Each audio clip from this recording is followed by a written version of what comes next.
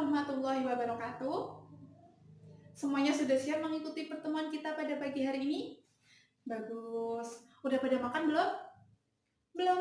Tenang, setelah kalian mengikuti materi Ibu hari ini, Ibu akan kasih apa? Kasih makan. Bukan, Ibu akan kasih tugas. Tapi sebelumnya Ibu mau yang duduk paling belakang untuk mengisi bangku depan yang kosong. Ya, terima kasih. Nah, untuk memulai pertemuan kita pada pagi hari ini, alangkah baiknya kita awali dengan berdoa terlebih dahulu. Ibu ingin salah satu perwakilan dari kalian untuk memimpin doa. Berdoa mulai. Sehat semuanya? Alhamdulillah kalau sehat. Nah, siapa hari ini yang tidak hadir? Nggak tahu apa nggak ada? Nggak tahu, yaudah Ibu presensi saja ya.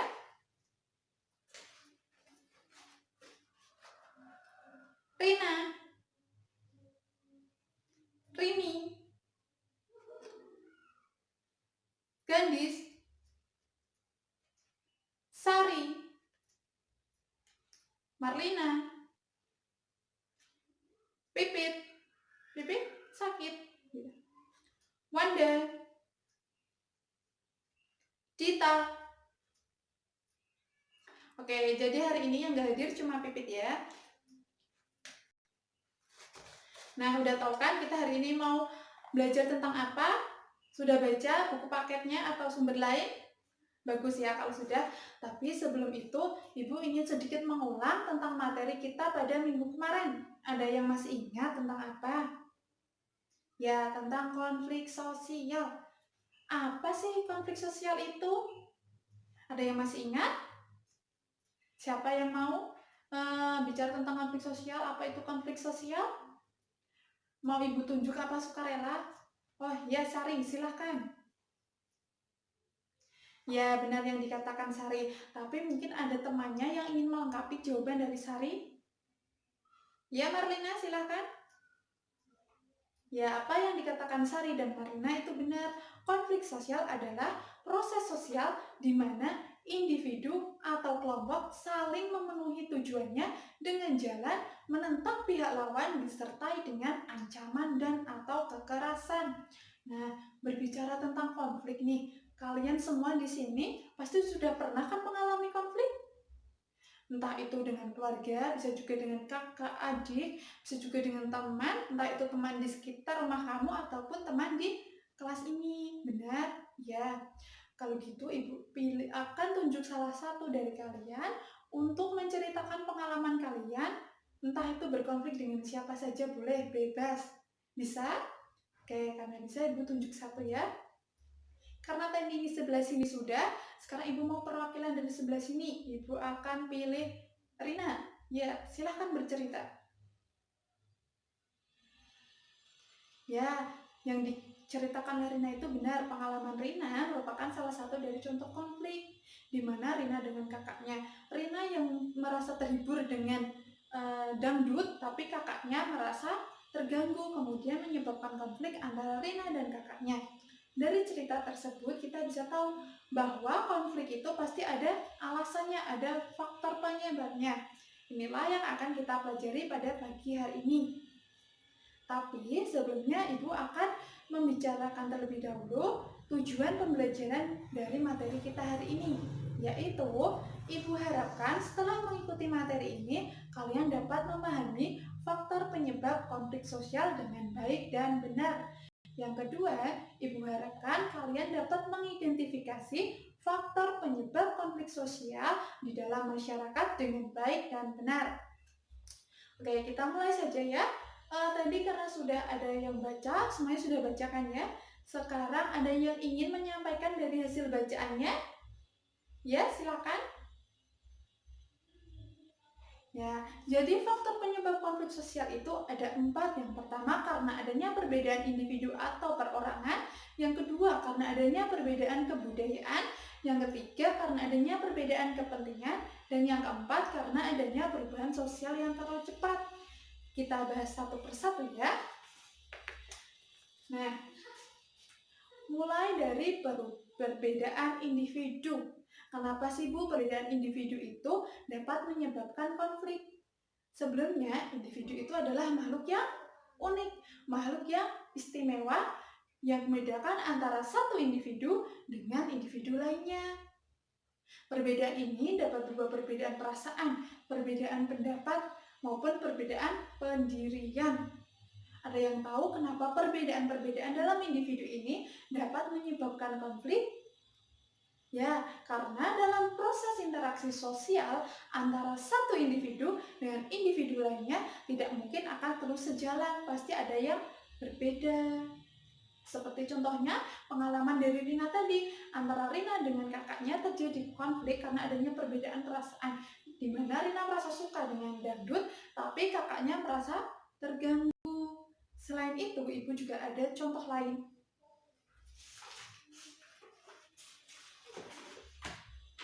Nah, ada yang tahu ini gambar tentang apa? Ini sampai belakang kelihatan? Ya, bagus ya kalau kelihatan. Ya, benar. Ini adalah apa kalau ditempel kelihatan? Enggak, ya udah kalau enggak. Jadi, ini adalah contoh konflik karena adanya perbedaan individu. Ini gambar apa? Orang yang sedang apa? Ya, orang yang sedang rapat atau diskusi. Dalam sebuah diskusi, pasti ada orang yang menyampaikan pendapatnya tentang tema yang sedang didiskusikan. Tapi tidak semua orang dalam diskusi tersebut setuju. Nah, pasti ada aja yang tidak setuju. Karena adanya perbedaan pendapat inilah yang kemudian dapat memicu terjadinya konflik antara individu yang berpendapat dengan individu lainnya berpendapat tapi tidak setuju. Sampai sini paham ya? Oke, kita lanjut yang kedua, yaitu karena adanya perbedaan kebudayaan. Sebelumnya kalian udah tahu kan kalau kebudayaan itu beragam, bermacam-macam yang membedakan antara satu kebudayaan dengan kebudayaan lainnya. Jadi tolak ukur yang dipakai antara satu kebudayaan atau satu kelompok masyarakat dengan kelompok masyarakat lainnya itu berbeda. Nah, dalam satu kebudayaan yang sama saja itu bisa terjadi konflik, yaitu tadi perbedaan individu. Apalagi ini yang bedanya, yang kebudayaannya itu berbeda antara satu dengan yang lainnya, sehingga ketika tidak ada rasa saling pengertian, rasa saling menghargai, rasa saling menghormati, konflik dapat terjadi. Contohnya nih, kalian ini sudah kelas berapa? Sudah kelas 11 kan, udah semester 2. Nanti kalian kelas 3 dan kemudian akan lulus. Pasti ada yang akan lanjut ke jenjang yang lebih tinggi, yaitu masuk dunia kuliah. Nah, di kuliahan itu pasti kalian temannya akan lebih beragam dan bermacam-macam. Ada yang dari Sunda, ada yang dari Batak, dan lain sebagainya. Orang Batak kalau berbicara itu keras dan juga lantang. Ketika kamu tidak tahu bahwa memang kebudayaan cara bicaranya di sana, kamu akan menganggap bahwa orang Batak itu sedang marah dan kamu kemudian bisa saja tersinggung. Nah, inilah kemudian yang dapat menjadi konflik antara kamu dengan temanmu yang dari Batak itu. Nah, selain itu ibu juga ada contoh. Ini tahu gambar apa? Ya, ini adalah gambar suku di Papua. Ini ada 2 suku ya, antara yang ini sama yang ini. Mereka saja yang sama-sama dari Papua tapi beda suku, pasti kebudayaannya juga akan berbeda. Nah, kebiasaannya juga berbeda. Jadi dari kebudayaan berbeda ini, mereka juga dapat memicu terjadinya konflik. Oke, itu tadi adalah perbedaan. Itu yang duduk paling belakang, siapa yang di pojok? Gandis. Gandis ngantuk. Yaudah, karena Gandis ngantuk, ibu akan kasih hadiah. Sekarang Gandis berdiri, pimpin teman-temannya untuk ice breaking, biar temannya yang lainnya biar lebih semangat dan Gandis nggak ngantuk lagi ya. Bisa Gandis? Oke, terserah, mau nyanyi bisa, mau joget bisa, mau senam boleh, mau tiktokan juga boleh. Ya, temannya bisa mengikuti Gandis untuk berdiri ya. Oke, sekali lagi Gandis. Oke, terima kasih. Udah nggak ngantuk kan? Nah, semuanya sudah semangat? Oke, karena sudah, kita lanjut ke faktor penyebab yang ketiga, yaitu karena adanya perbedaan kepentingan. Kok bisa, Bu? Ya bisa, karena individu atau kelompok dalam melihat atau mengerjakan sesuatu itu juga berbeda. Perbedaan kepentingan ini bisa dalam bidang ekonomi, bisa dalam bidang politik, bidang keamanan, dan lain sebagainya. Ibu akan langsung kasih contoh. Nah, kelihatan kan? Ini ada yang tahu ini gambar siapa dengan siapa? Ya, ini antara Satpol PP dengan para pedagang kaki lima atau PKL. Kenapa bisa jadi perbedaan kepentingan?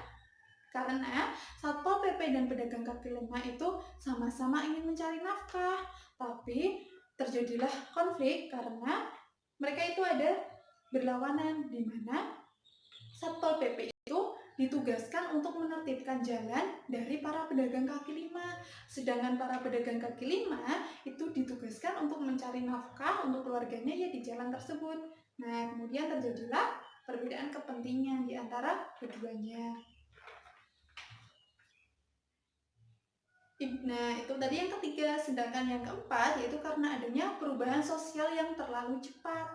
Perubahan sosial yang terlalu cepat dapat menyebabkan konflik karena perubahan yang terjadi secara cepat dan mendadak dapat menimbulkan guncangan pada masyarakat.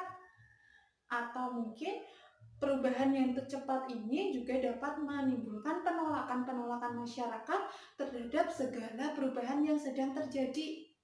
Ini bisa juga karena ketidaksiapan masyarakat dalam menerima perubahan tersebut. Contohnya nih. Nah, ini adalah gambar tentang masyarakat yang menolak adanya kenaikan BBM, di mana masyarakat menganggap bahwa ketika BBM naik, maka rakyatnya akan sengsara. Pada kenaikan harga BBM, masyarakat yang tidak siap akan mengalami guncangan terhadap kenaikan tersebut, sehingga masyarakat bisa melakukan penolakan atau perlawanan semacam ini terhadap perubahan tersebut.